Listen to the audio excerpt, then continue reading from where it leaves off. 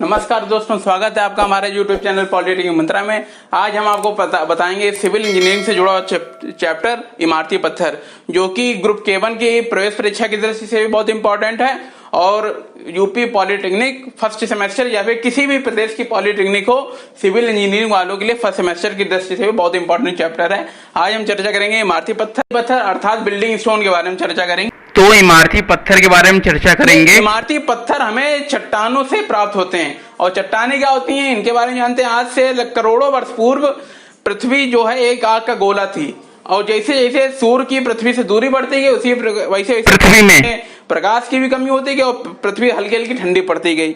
जब ठंडी पड़ती गई तो फिर इसमें 35 से 40 किलोमीटर मोटाई का एक ठोस भाग बन गया है, जिसे हम लोग पपड़ी या पटल कहते हैं। वो पपड़ी या पटल में यानी ठोस भी है, कहीं कहीं पानी भी बहुत ज्यादा है, यानी समुद्र वगैरह पानी बहुत ज्यादा हो, कहीं कहीं गैसें भी हैं जैसे ज्वालामुखी वगैरह में। तो कुछ स्थान ऐसे हैं जहां पर वो पपड़ी या पटल ठोस रूप में पाए जाते हैं, उन्हीं ठोसों को चट्टान कहते हैं।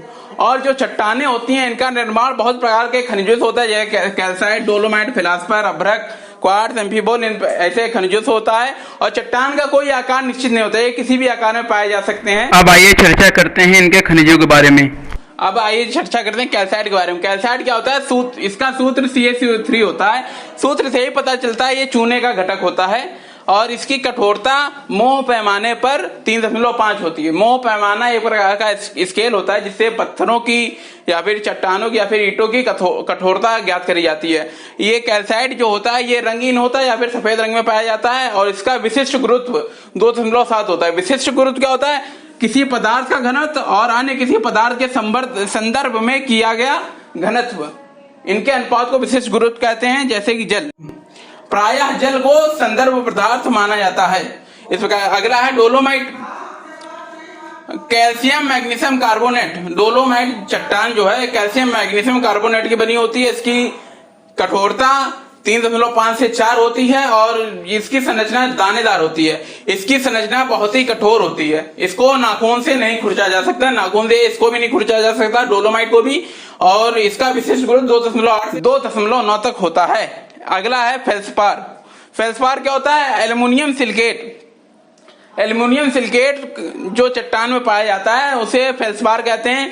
इसमें पोटेशियम, सोडियम और कैल्शियम भी मुख्य घटकों के रूप में होते हैं। इसकी कठोरता मोह पैमाने पर 6 की होती है। विशिष्ट गुरुत्व इसका 2.6 से 2.8 होता है। इसकी संरचना क्रिस्टलीय होती है, अर्थात ये बहुत से अणुओं से आपस में विभिन्न दिशाओं में जुड़े होते हैं। अगला अभ्रक। अभ्रक को आप जानते ही होंगे, एल्युमिनियम पोटेशियम सिलिकेट। अभ्रक का रासायनिक सूत्र ही यही होता है, एल्युमिनियम पोटेशियम सिलिकेट होता है। इसकी कठोरता 3.5 की होती है मोह पैमाने पर, यानी कि जितनी कठोरता है सारी की सारी हम लोग मोह पैमाने पर ही ज्ञात करते हैं। इसका विशिष्ट गुरुत्व 2.7 से 3.3 तक होता है। इसका रंग सफेद हरा या फिर पीला भूरा या फिर गुलाबी बैंगनी में पाया जाता है। और अभ्रक को हम लोग यानी कि जैसे कोई होली में अगर हम लोग जब गुलाल लेते हैं तो उसमें कुछ चमकने वाले पदार्थ होते हैं, उसको हम लोग अभ्रक ही कहते हैं। पत्थर में जितनी ज्यादा अभ्रक की मात्रा होगी और जितनी ज्यादा क्वार्ट्ज की मात्रा होगी, ये क्वार्ट्ज अगला है, इसकी कठोरता 7 की होती है और इसका विशिष्ट गुरुत्व 2.3 का होता है। और ये पत्थर में कार्बन डाइऑक्साइड और जल को आने से रोकता है, जिससे पत्थर ज्यादा समय तक टिक जाता है। अर्थात अभ्रक और क्वार्ट्ज ये दोनों अगर पत्थर में पाए जाते हैं, चट्टानों में पाए जाते हैं या फिर ईंटों में पाए जाते हैं तो पत्थर की जो जीवन काल है पत्थर का वो और ज्यादा बढ़ जाता है। अगला है एम्फीबोल। एम्फीबोल क्या होता है? ये सोडियम, कैल्शियम, मैग्नीशियम के सिलिकेट होते हैं। सोडियम, कैल्शियम, मैग्नीशियम के जटिल सिलिकेट होते हैं जिनकी कठोरता 5 से 6 तक होती है और इनका विशिष्ट गुरुत्व 2.9 होता है। ये विशिष्ट गुरुत्व जो है ये प्रवेश परीक्षा की दृष्टि से बहुत ही इंपॉर्टेंट है, बहुविकल्पी में पूछे जाते हैं इनके। तो अब हम चर्चा करेंगे चट्टानों के वर्गीकरण के बारे में। ये हम भौतिक वर्गीकरण के बारे में चर्चा करेंगे। भौतिक वर्गीकरण के हिसाब से चट्टानों को 2 भागों में बांटा गया है, एक स्तरण के आधार पर अर्थात परत के आधार पर और दूसरा है गठन के आधार पर। और स्तरण के आधार पर भी इसके 2 भाग होते हैं, एक परतदार चट्टाने, एक परतहीन चट्टाने। परतदार चट्टाने वे चट्टाने जो परत के रूप में पाई जाती है तथा परत के रूप में ही निकाली जाती हैं, उन्हें परतदार चट्टाने कहते हैं। ये प्राय अवसादी चट्टाने होती हैं और जैसे इनके उदाहरण है चूना पत्थर, रेतीला पत्थर, ये इनके उदाहरण है। और परतहीन चट्टाने वे चट्टाने जो परतों में नहीं पाई जाती हैं, उन्हें परतहीन चट्टाने कहते हैं। ये चट्टाने आग्नेय चट्टाने होती हैं, इनके बारे में अभी वीडियो के आगे बताएंगे, जैसे ग्रेनाइट, बेसाल्ट। और ये चट्टाने कर्णधार एवं रवेदार होती हैं। अब चर्चा करेंगे गठन के आधार पर चट्टानों के बारे में। गठन के आधार पर चट्टाने 3 प्रकार की होती हैं, एक रवेदार, कर्णधार और तीसरा है पट्टीदार।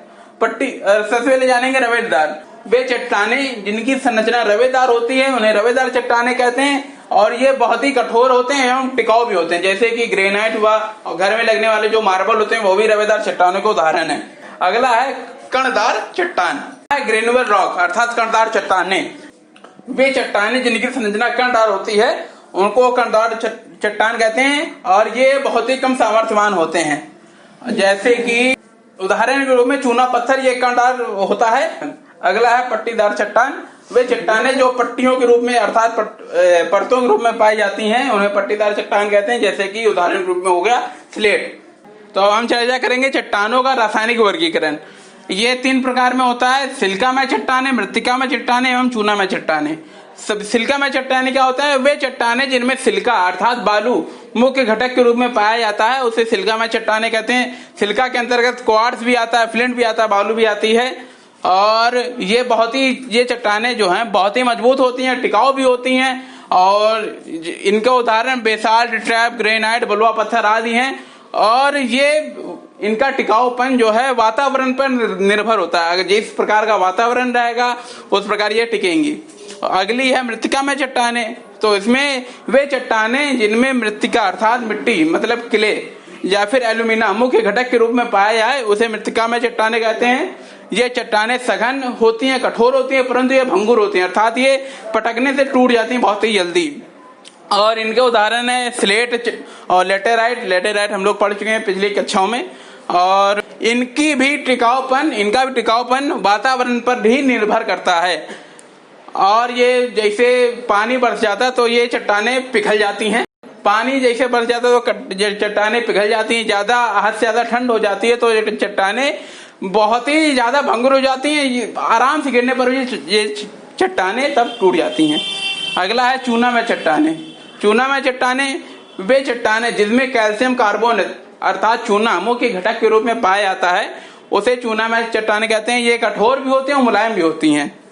उदाहरण के रूप में संगमरमर ले लें या फिर चूना पत्थर ले लें, ये सब इसके उदाहरण है। और ये भी वातावरण पर निर्भर करते हैं अर्थात चट्टाने चाहे जो भी हो हर एक चट्टान वातावरण पर निर्भर करती है। और चूना में चट्टाने कुछ ज्यादा ही वातावरण पर निर्भर करती है। जब ज्यादा पानी बरसता है तो फिर हम लोग देखते हैं चूना पिघलने लगता है। तो उसी प्रकार ये चूना में चट्टाने भी बारिश के पानी से कुछ ज्यादा जल्दी पिघलने लगती हैं। अब हम चर्चा करेंगे चट्टानों का भूवैज्ञानिक वर्गीकरण। ये 3 प्रकार का होता है, आग्नेय चट्टान, अवसादी चट्टान या फिर कायांतरित चट्टान। आग्नेय चट्टान 3 प्रकार की होती है। उससे पहले जानते हैं आग्नेय चट्टान क्या होती है। पृथ्वी जो है तल के नीचे से बहुत ही ज्यादा गर्म है और तल के नीचे, पृथ्वी तल के नीचे बहुत सारे द्रवीय खनिज पाए जाते हैं जो कि ज्वालामुखी के फटाव के रूप से निकलते हैं। तो जो खनिज पदार्थ होता है पृथ्वी के नीचे का द्रवित खनिज पदार्थ उसको हम लोग मैग्मा कहते हैं। मैग्मा, उसको हम लोग मैग्मा कहते हैं। मैग्मा ज्वालामुखी से यानी ज्वालामुखी के फटाव से निकलता है। ज्वालामुखी के फटाव से मैग्मा बाहर निकलता है और जब मैग्मा ठंडा होता है तो फिर वो चट्टान के रूप में आ जाता है जिसे हम लोग आग्नेय चट्टान कहते हैं। इसमें ज्वालामुखी जब फटता है तो फिर इधर ग्रेनाइट होता है, यानी विभिन्न प्रकार के तल होते हैं, उसमें विभिन्न प्रकार के तत्व होते हैं। जैसे इधर ग्रेनाइट होता है, इधर बेसाल्ट होता है, इधर ट्रैप होता है।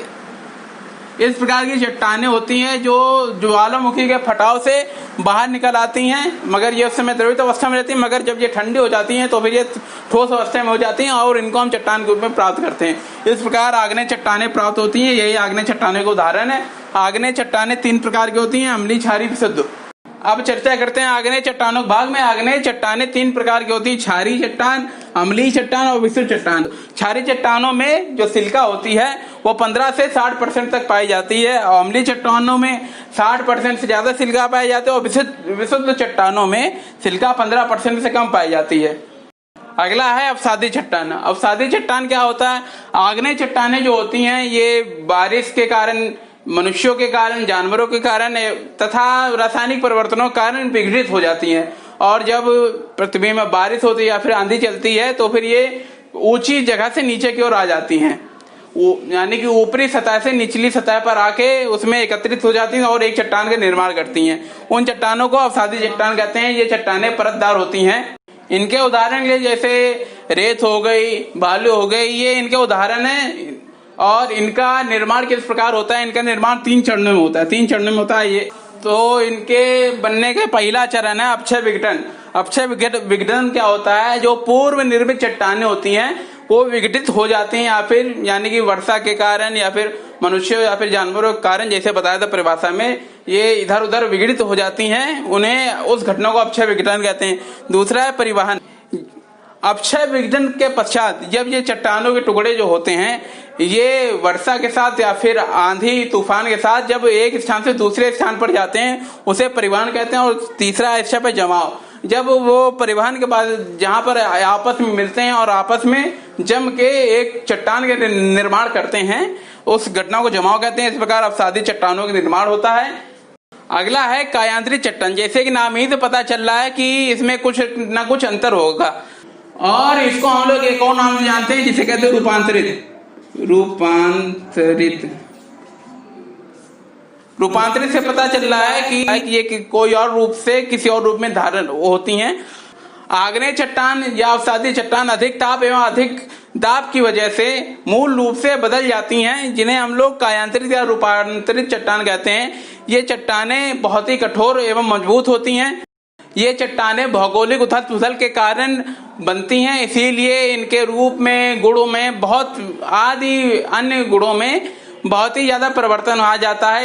और ये जो चट्टानें होती हैं भूगर्भ के अंदर ऊंचाई में उच्च ताप एवं दाब पर बदलती हैं, और इन पर कार्य करना बहुत ही ज्यादा कठिन होता है। अब हम इनके बारे में जानेंगे चट्टानें कैसे बनती हैं। अब हम जानेंगे कुछ कायांतरित चट्टानों के बारे में। जैसे ग्रेनाइट होता है जो ये आग्नेय चट्टान का रूप होता है, मगर ये इसका रूपांतरण जब होता है तो ये शैल में परिवर्तित हो जाता है। और जो चूना पत्थर होता है ये अवसादी चट्टान का रूप है, मगर जब इसका कायांतरण या फिर रूपांतरण हो जाता है तो ये मार्बल में हो जाता है। इसी प्रकार रेतदार पत्थर क्वार्ट्ज में बदल जाता है, और ये शैल होती है ये श्लेट में बदल जाती है। ये शैल अवसादी है, ये शैल कायांतरित है। ये इन दोनों में अंतर होता है। बस आज के दिन हम लोग ने चट्टानों के बारे में जाना, इनका वर्गीकरण जाना, और अगले वीडियो में हम ये पार्ट पूरा खत्म कर देंगे।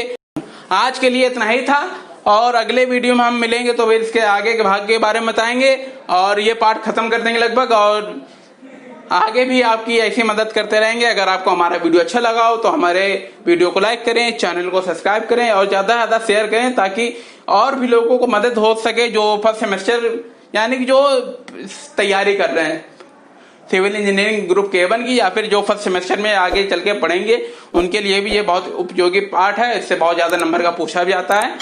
धन्यवाद तब तक के लिए।